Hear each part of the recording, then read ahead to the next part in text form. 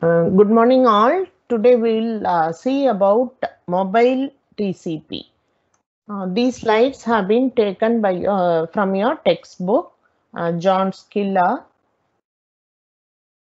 We have already seen about mobile IP and the impact of mobility in wireless network and why standard protocols cannot be used for TCP. In computer networks, we had seen about transport layer protocols. The two main protocols were TCP and UDP. The difference between these two protocols are TCP is connection oriented and UDP is connectionless. In case of TCP, we'll have three-way handshake during connection establishment. We'll have connection establishment followed by data transfer followed by connection release. What is the motivation for a specialized transport layer in case of wireless network, or why we cannot use the same TCP protocol we use for wired networks in wireless networks? In TCP, we have seen about congestion control, why congestion occurs and how to manage this congestion. In TCP, whenever there is a packet loss, we assume that it is because of congestion. And we have also seen about congestion window.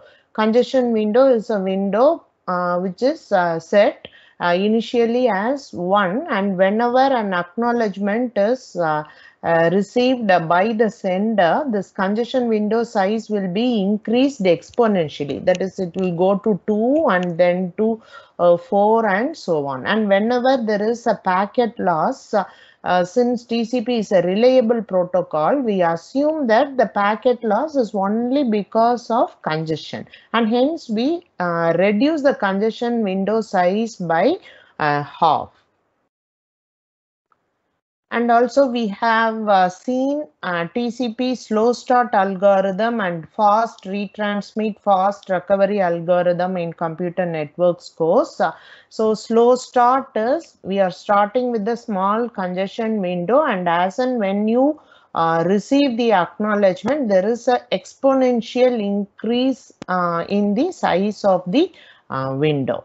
So in case of TCP, suppose we are sending a packet, we'll start a timer, and then if there is negative acknowledgement, if you could recollect, if we transmit packet number 1, the acknowledgement received will be acknowledgement 2, meaning which the next segment expected is with the sequence number 2.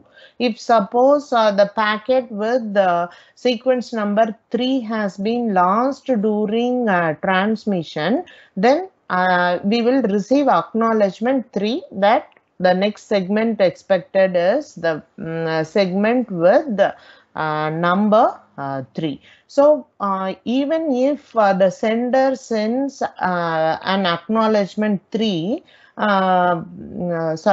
even if the receiver sends acknowledgement 3, the sender will wait until the timer expires before it retransmits the packet. So there is some amount of delay or latency involved in it. So in order to reduce this delay, TCP uses fast retransmit and fast recovery. Whenever it is very sure that a packet has been lost, it will send 3 continuous acknowledgement. For example, if packet number 2 has been lost, 3 continuous acknowledgement saying acknowledgement 2 will be sent to the sender, so that the sender will respond immediately without waiting. So that is called as fast retransmit and fast recovery, so that the last packet can be retransmitted quickly without waiting for the timer to expire. This happens, suppose if the packet loss is not due to congestion and it is due to some other reason.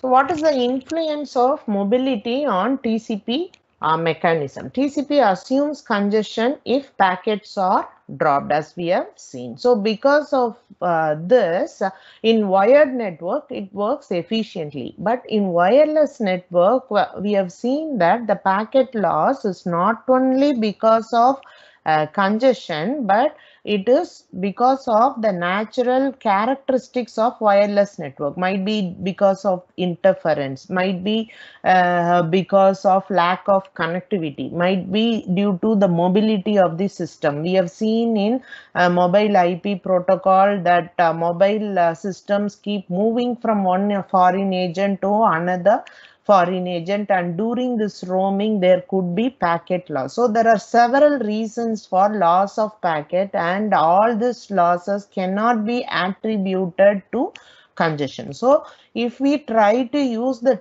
same TCP protocol that we use in wired network, in wireless network, it will definitely not work well, and it will result in frequent change of the congestion window in the sender side, and hence the performance of the TCP will be lost. At the same time, if we are trying to use two different protocols, one TCP protocol for wired networks and one another TCP protocol for a wireless network, the fundamental concept of transport layer itself is lost, because we have seen what is the difference between data link layer and transport layer.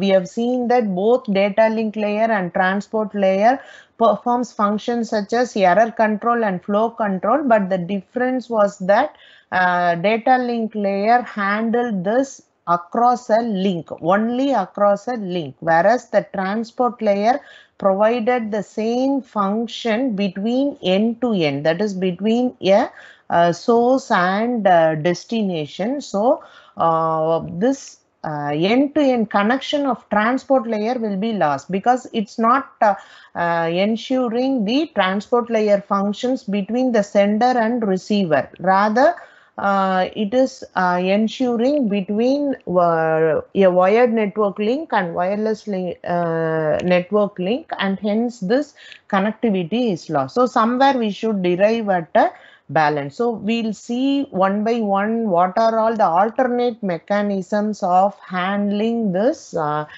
transport layer issues in wireless network. So the first approach used was called as indirect TCP. In case of indirect TCP, as you can see in the diagram, there are two links. So one is the sender, and the middle node is the access point. So between the sender and the access point, we are using the normal standard TCP.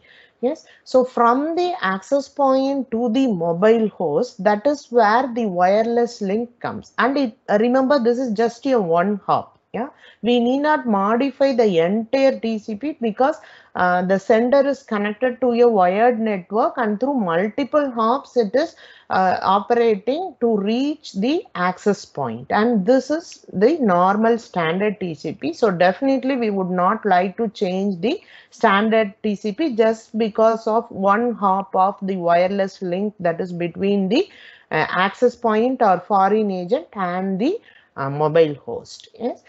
So here we are using two different TCPs. One is the standard TCP, and between the foreign agent and the mobile host, we are going for a modified TCP, which is called as wireless TCP. So here you can see the foreign agent or the access point itself will, as we have seen in mobile IP protocol, the foreign agent itself will handle the communication to mobile host. So the sender need not worry about it. Sender will send to the foreign agent, and the foreign agent in turn will send to the mobile host. Yes. So this foreign agent, if suppose there is a migration in foreign agent from access point to access point 1, then the socket migration and state transfer will also happen. So what is a socket? the communication endpoint of a transport layer is a socket. So the socket, it consists of an IP address and port address. So in case of transport layer connection, it is, if you can recall, it is an end-to-end connection. Both endpoints have a socket. Here, one socket endpoint is the sender, and the second socket endpoint is the access point and is not the mobile host. It should have been the mobile host, but in this protocol, it is the access point. So once the access point receives the packet, it will send an acknowledgement to the sender. But actually what TCP concept is, it is the assured delivery of reliable delivery of the packet to the destination. But here only reliable delivery to foreign agent occurs, and then the foreign agent will take care of the responsibility to the mobile host.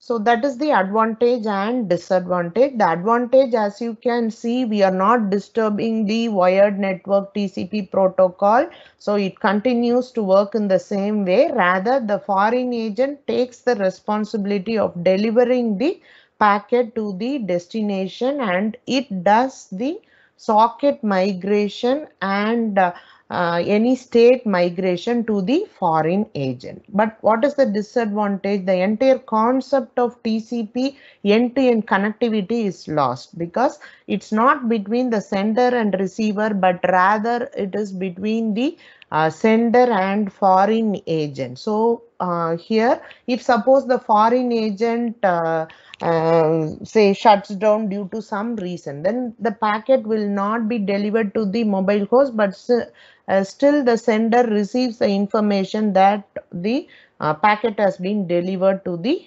destination. Yes. So, and when foreign agent is overloaded with this responsibility, in order to deliver the packet, it has to buffer the packet in its own buffer and then deliver it to the mobile host. This also causes extra overhead with the foreign agent. The next TCP suggestion was snooping TCP. Here you can recollect, similar to indirect TCP, we have two links. One is the wired link between correspondent host or sender and foreign agent. The second link is between the foreign agent and mobile host. Here they try to preserve the connectivity between both the ends, that is directly between the correspondent host and the mobile host. Here the TCP end-to-end connection is retained. One end of the socket is the correspondent host, the other is mobile host. Still the foreign agent will just act as a facilitator. What it does is, it will just monitor each of the packet. It snoops into the packet. What is snooping? Just looking into the packet and reading the acknowledgement. Why it wants to snoop the packet and read the acknowledgement? Because from foreign agent to correspondent host, the network links are multiple, whereas between foreign agent and mobile host, we do have a single link. So suppose the packet is lost between foreign agent to mobile host, the foreign agent need not send the message to correspondent host and ask it to retransmit. Rather, the foreign agent itself can buffer the data. It will snoop into acknowledgement. If it is a negative acknowledgement and senses that the mobile host has not received the packet, instead of sending it to the correspondent host, the foreign agent itself will buffer the data and send it to the mobile host. In case data is transmitted from mobile host to the correspondent host, again the foreign agent will snoop into the packet and see if the packet is lost. If it is lost, instead of correspondent host sending the negative acknowledgement, the foreign agent itself will send the negative acknowledgement to the mobile host, and the mobile host will retransmit. Yes, so here there are two parts. One is data transfer to mobile host from the correspondent host. So in which case the acknowledgement will be snooped into. The second case is transfer of data from mobile host to correspondent host. In case the data transfer, the sequence number itself will be snooped, and if the foreign agent senses data loss, then immediately it will ask the mobile host to resend the data before it transmits it to the correspondent host through the wired link. So hope you can understand the difference between indirect TCP and snooping TCP. And an optimization of the snooping TCP is incorporated here. How it is optimized? We know that the data link layer performs the best in lower layers. Yes, across a link, data link layer performs well.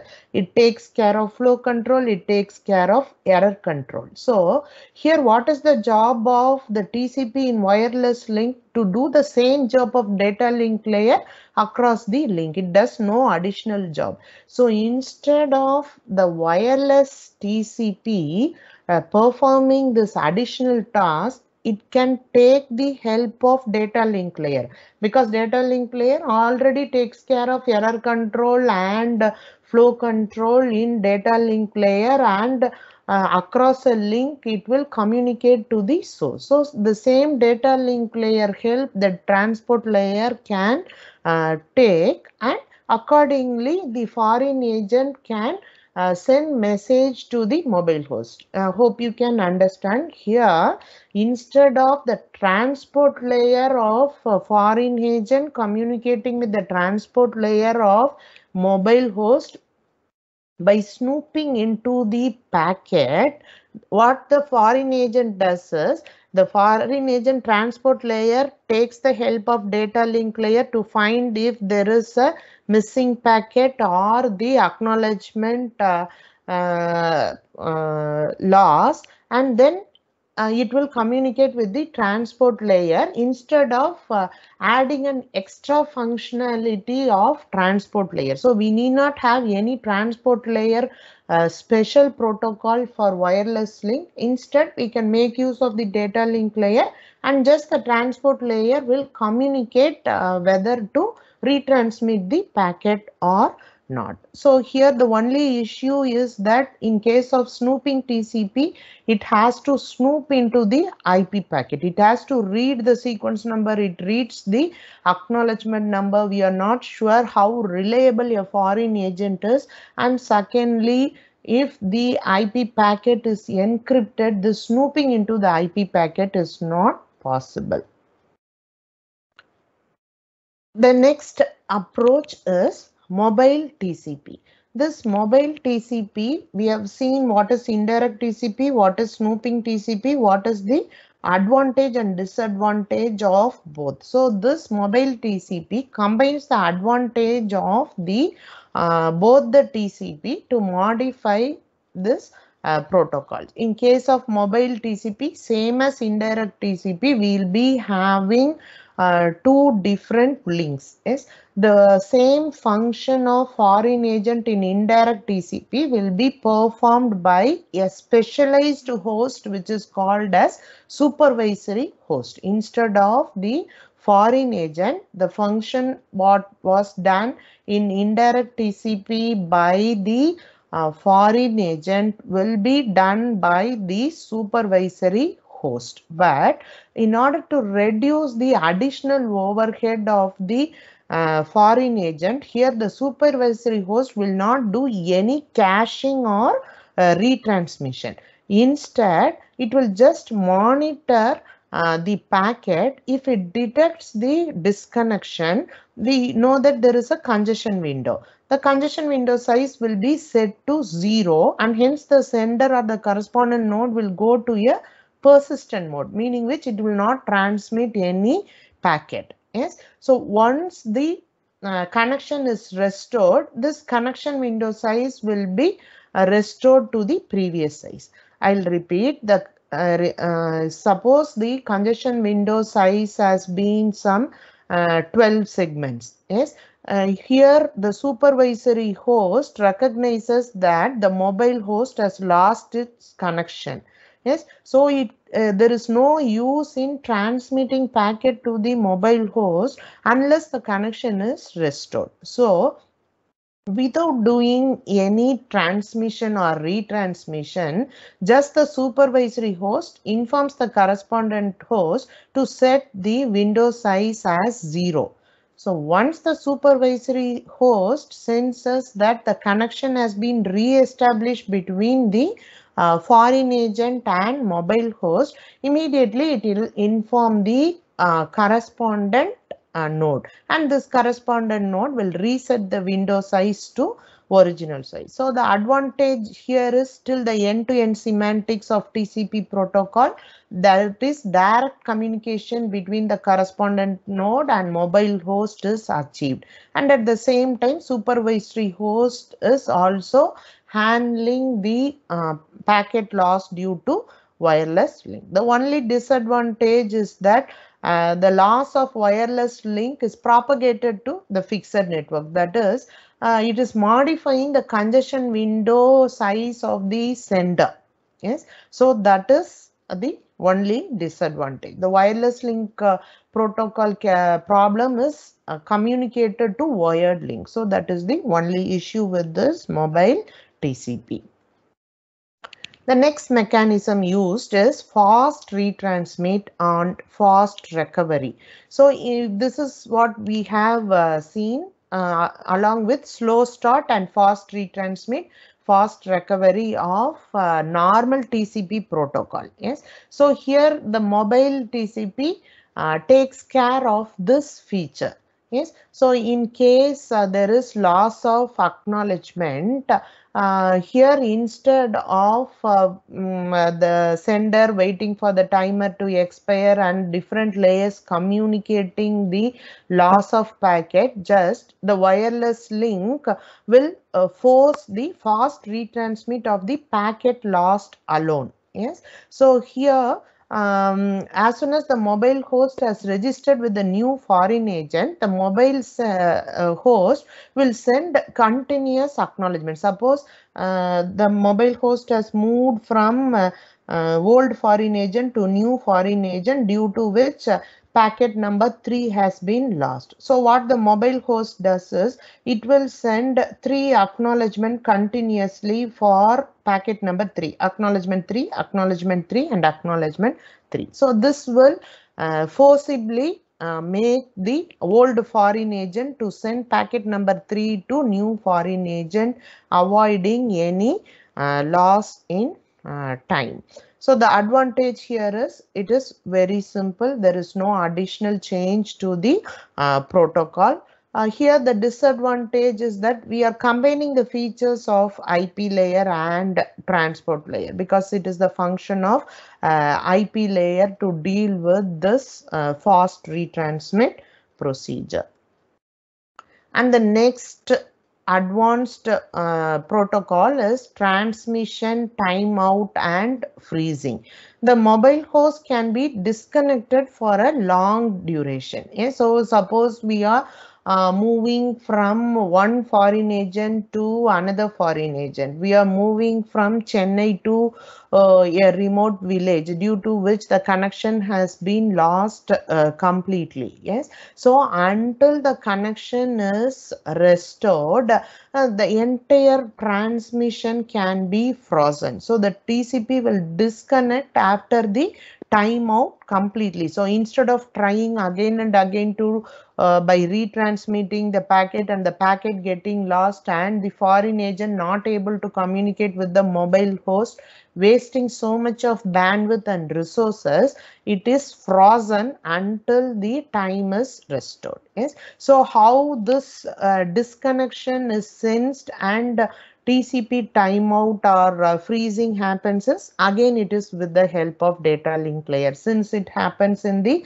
wireless link, the first layer to detect that there is no MAC layer transmission at all. Yes, there is no RTS packet, there is no CTS packet. That means that mobile host is not communicating in data link layer. That means the connectivity to that mobile host has been lost. So the TCP freezing will happen. The TCP will stop sending, but will not assume it to be because of congestion.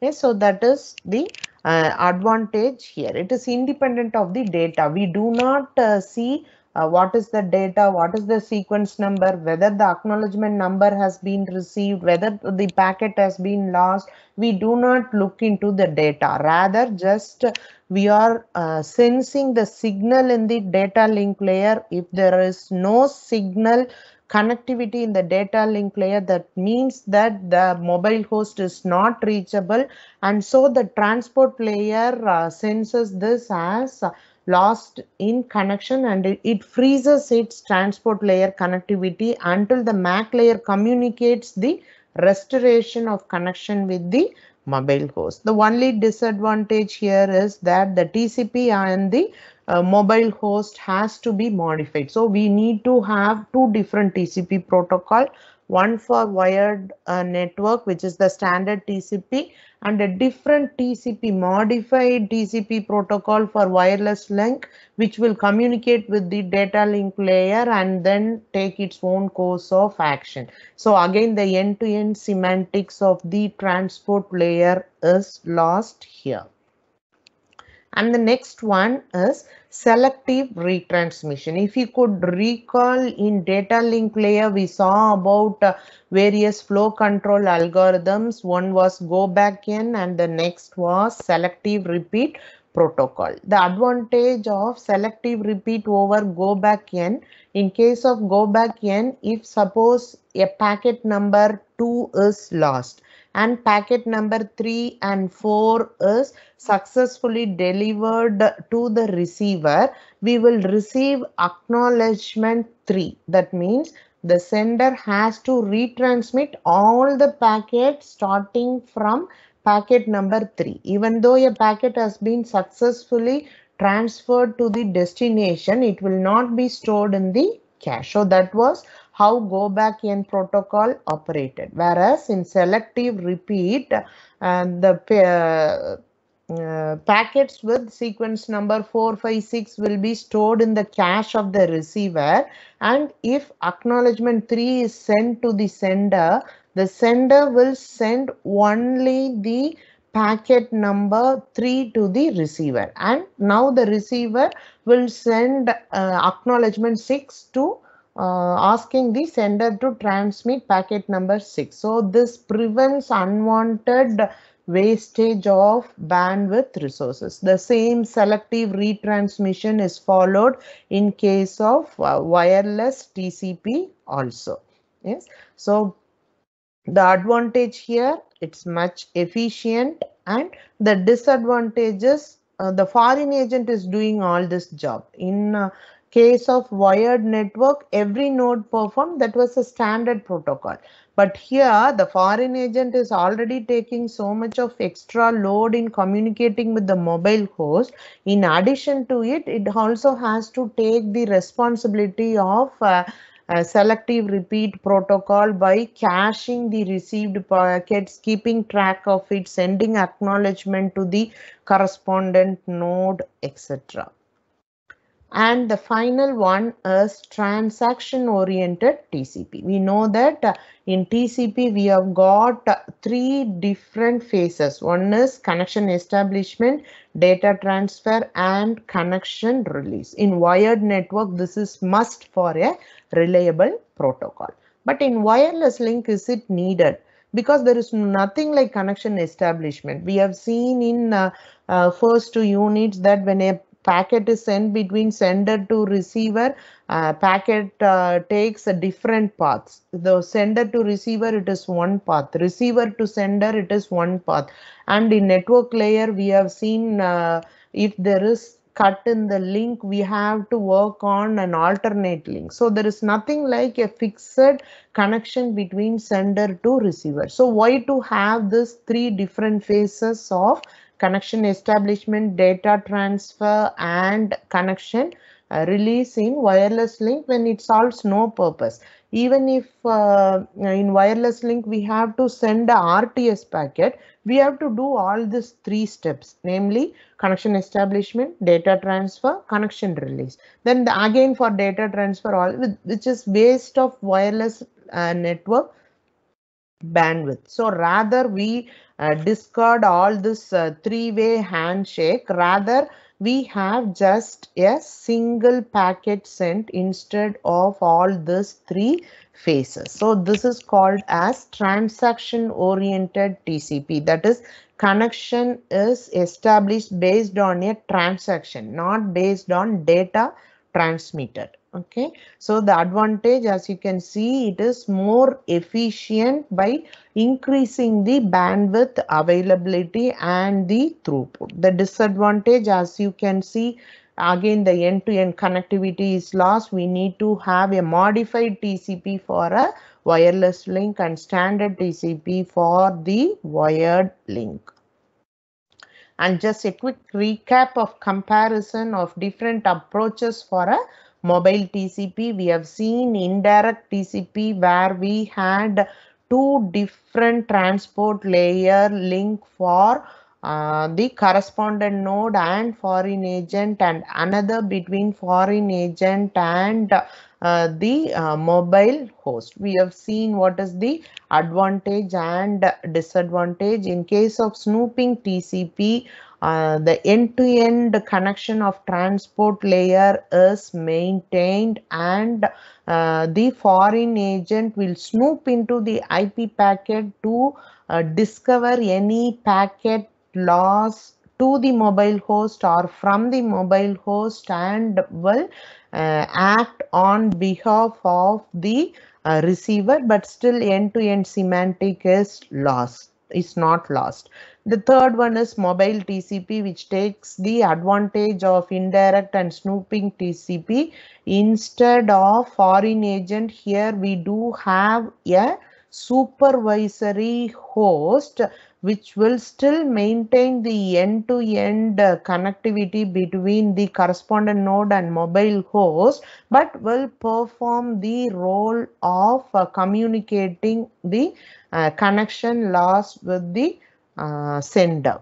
The next approach was fast retransmit, fast recovery. This acts by in the wireless link when it senses a packet loss, instead of waiting for all other steps, it just sends three continuous acknowledgement to enable fast retransmit. This normally happens when a mobile host moves from a old foreign agent to a new foreign agent. And next is transmission timeout and freezing. So once there is no connectivity at all in transport layer, we need not do any other step. Rather, you sense the disconnection of the mobile host from the network itself with the help of the data link layer, and you just freeze the transport layer communication. Once the data link layer informs that the connection has been restored, then the retransmission happens in the transport layer. Again, here the disadvantage is that we need to have a separate TCP protocol for wireless link. And the next one is selective retransmission. This is the comparison between our go back N and selective repeats.